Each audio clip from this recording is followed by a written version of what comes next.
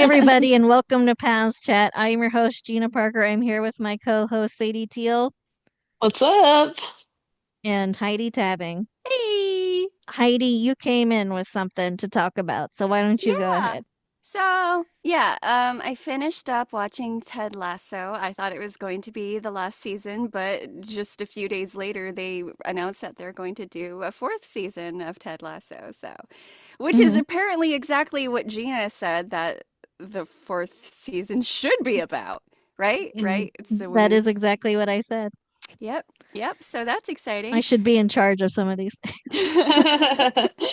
And then after that, I started shrinking, and I watched the entire two first seasons. And some of them I didn't like keep my eyes glued to the screen. I was like, cooking or cleaning or whatever shit, while I was like mostly listening to it in the background. But yeah, I really liked it. It was had a similar feel like to Ted Lasso, with like people working through their shit and becoming friends, and Nice. it's nice. Yeah, Bill Lawrence made both shows. So Ted Lasso is about an American coach who goes to teach soccer or football, as they call it in England.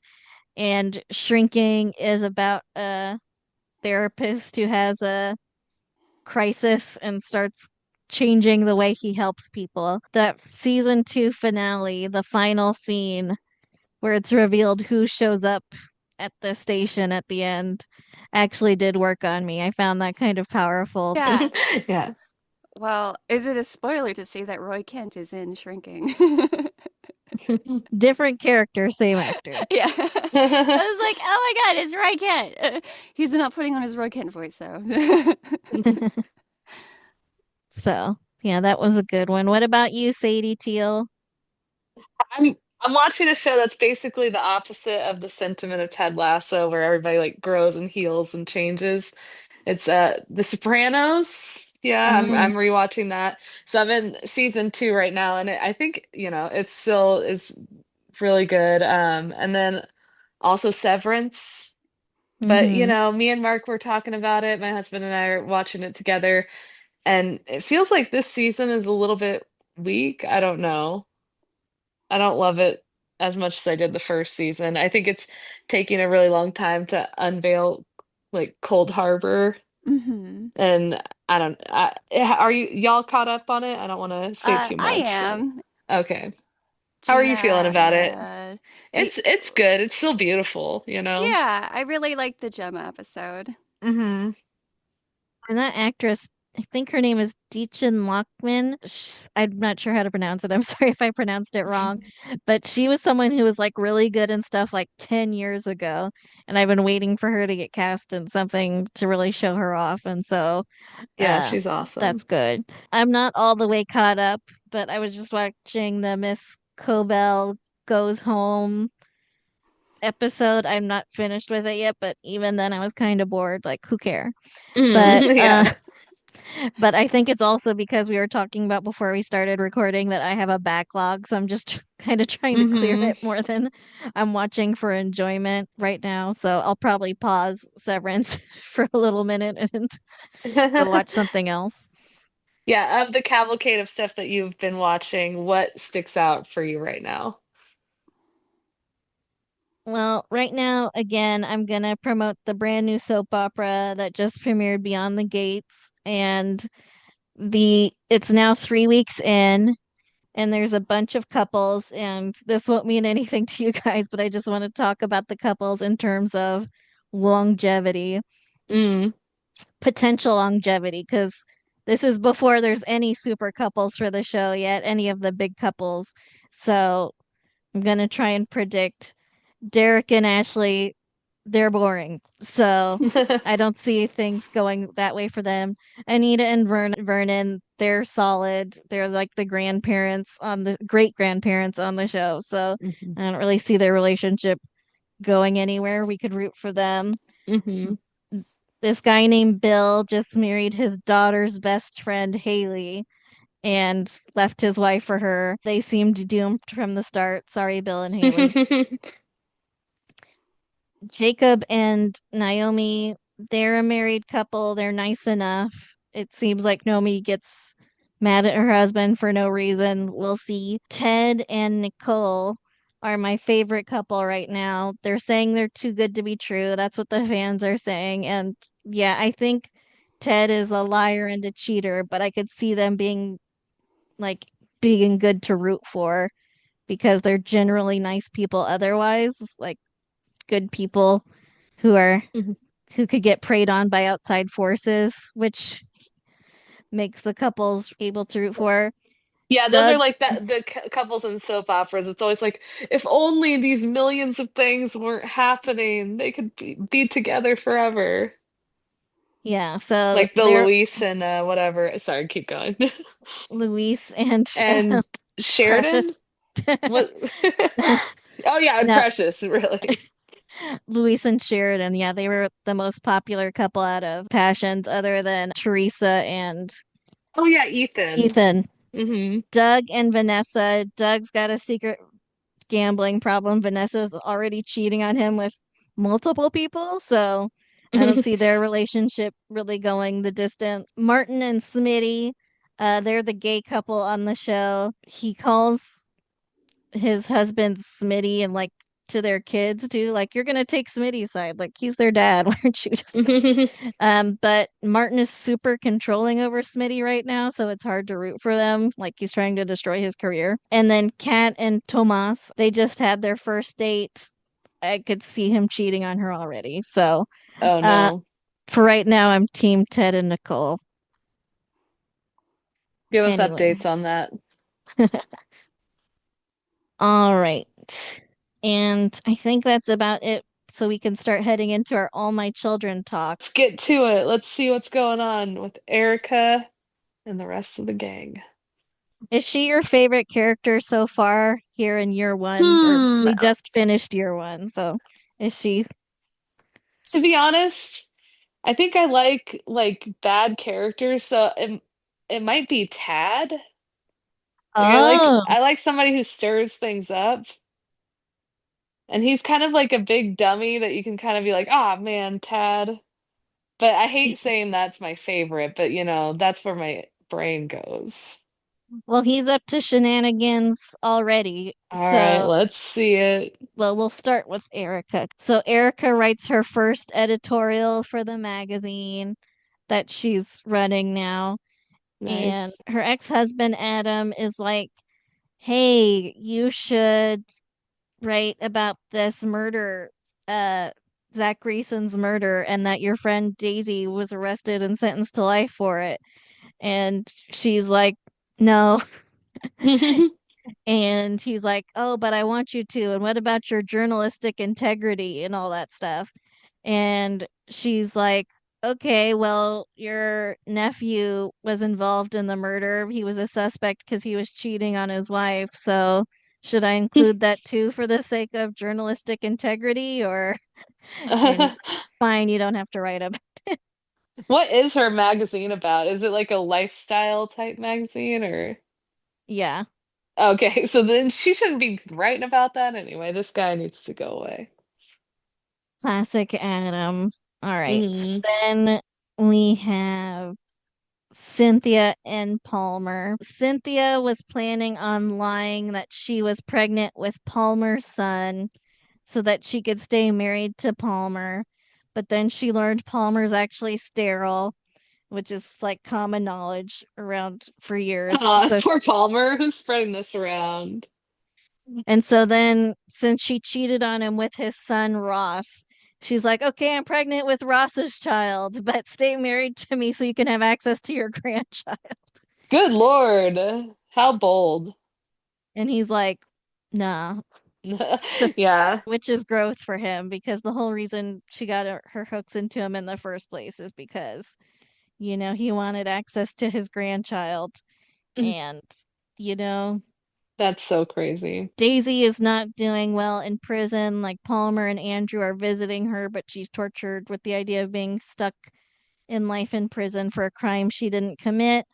And Mm. so Palmer and Cliff are looking around trying to find ways to free her. They're talking to people, trying to work things out. Let's see. A lot of people are taking an interest in Jeremy because he's so mysterious, because he's a secret monk and he doesn't want to tell anybody. Happens all the time. All the time. We've all been there. You've Yeah, been like, secret monks, it's a problem. You never know who you're talking to. They could be a monk. Gina, is that going to and be the big reveal? Is that you've been a monk this whole time? I mean, I hate that you found out this way. But Benny and Donna. So Benny finds all of Zach's blackmail photos of everyone in Donna's closet. And so he's trying to get her to confess that she did something to Zach, and that's how she got the photos. And she has no memory of it whatsoever. She's like, "What do you mean? Where'd you get those photos?" And he's like, "Our closet." Like, and so she's like, "Oh no, I've forgotten something." So he tries to work through it with her, Mhm. and she remembers confronting him and shoving him very hard and him passing out. And she's like, "Well, I must have just stabbed him while he was passed out." And Benny's like, "You're jumping to conclusions, I think." Hmm. So we're seeing, do you think she's the killer at this point in I time think based on there's that? no way she's the killer. I think in real life, I would say that yeah, she's probably the killer. But in soap opera world, there's got to be a reason her memory's been blocked that is not her killing that person. Maybe she saw someone she loves kill him or something. I don't know. Yeah, that's what Benny's saying. Oh Um, yeah, like I'm maybe on Benny's side. because yeah, why would you stab someone who was passed out on the floor? Like, seems a little aggressive Yeah. for someone who's not typically aggressive, you know? Maybe in The Sopranos, something. Yeah, maybe that could happen in The Sopranos. Or if it was passions, there's always the possibility of a demon possessing you temporarily. Here's some of Erica talking back to Adam. I thought, Adam, that you were going to stop interfering with my running of Tempo magazine. And I thought you were going to try to make it something more successful than it already I was. certainly am, but not at the expense of my friends. Aha! That's why you don't want to do it. It's your old friend Palmer Cortland, isn't it, Erica? You cannot allow friendships to stand in the way of your responsibility as a journalist. If I thought that that story were worth running, I would run it. But by the way, if I were to run that story, what about your nephew? The scandal would come out totally all over again. How he was found in bed with Cynthia. I mean, is that what you want? There's absolutely no reason that would have to be brought out. My responsibility as a journalist, remember?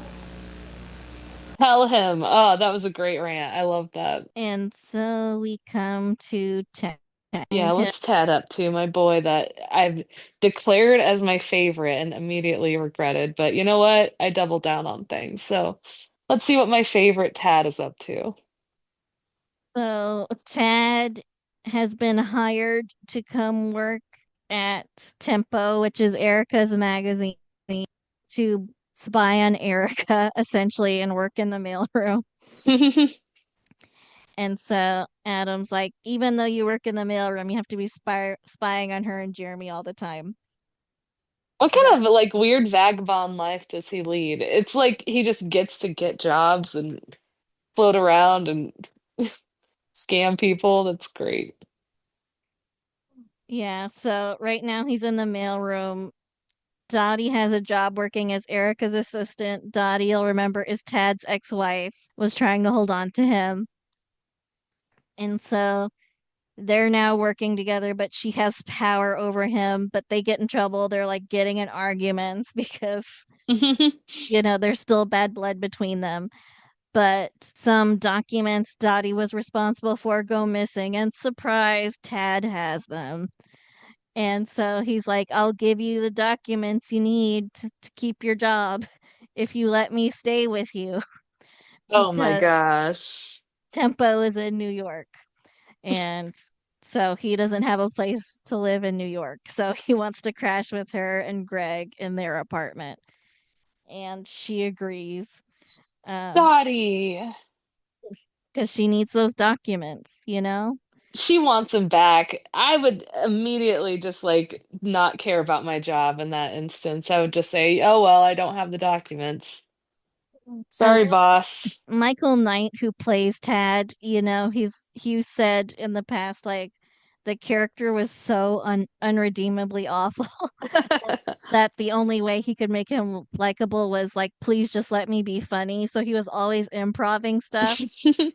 And there's a scene in that episode, the week of May 27th, 1985, where he's alone in the mailroom, or he thinks he's alone in the mailroom. And so he's just doing fake karate to all the packages in a way that I find so I gotta see that.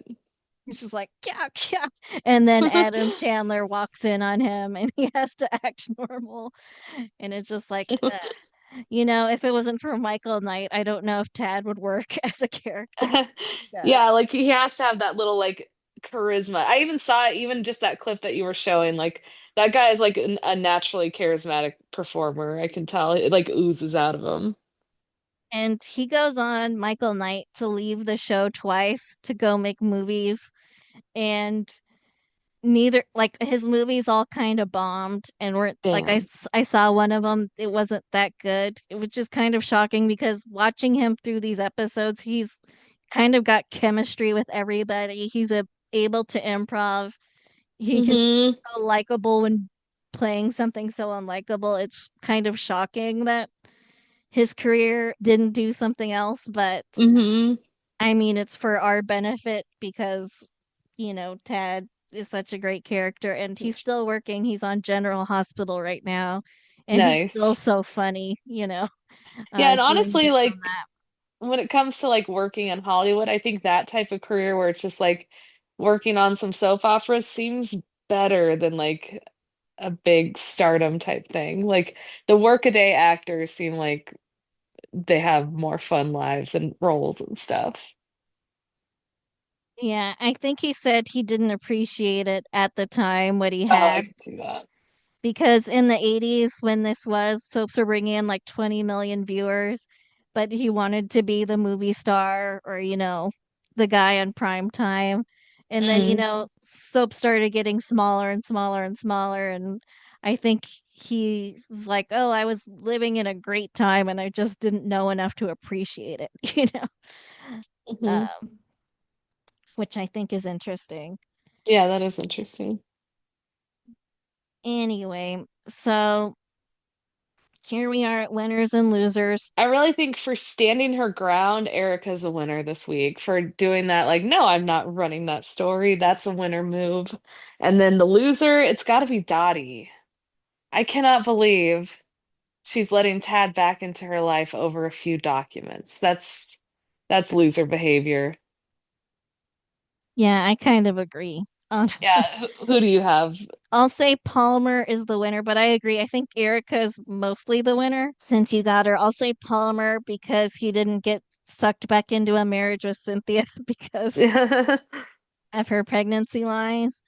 Hmm. And loser, I'll also say is Cynthia because, like, girl's just scrambling for some money and she's not getting it. So Hmm. thank you so much, Sadie Teal. You're No amazing. problem. You're You're wonderful. amazing. No, no, you are. And our earlier guest, Heidi, also wonderful. Our Yes, also listeners, wonderful. wonderful. Oh, yeah, we now have 43 subscribers. Thank you, subscribers. All of them wonderful. Yeah, we can tell. Even if we can't see all your names listed, we just know you're We great. know, we can tell.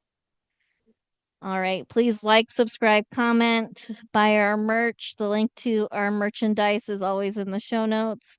Please support us on Patreon. I've got all these General Hospital, All My Children Passions episodes that I'd love to Nice. share with everybody. Hmm. And I think that's it. Well, Well, bye. Thank you for listening. Our theme song is Wouldn't It Be Nice by Sound Mirage featuring Lady Rand. Please rate and review, download, subscribe, all the things. and you can email us at amcrewatch@gmail.com. Thanks. Talk to you next week.